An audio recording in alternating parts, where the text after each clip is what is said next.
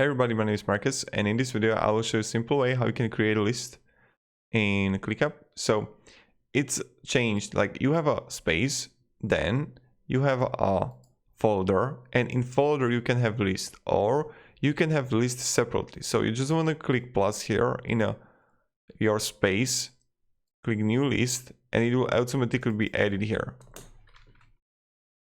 If you want to have it separate, or you can choose to folder and create a list there, and it will automatically be added. And when I would go here, I can simply move it. I have it outside of it. And ClickUp is so damn complex. Like ClickUp comparing to others is so top notch, honestly. It's so good there. And this is pretty much it. So thank you very much everybody for watching. If you have any questions, ask me down below in the comments. I'll be really happy to help you and provide you some guidance and stuff like that. And yeah. Have a great day and goodbye.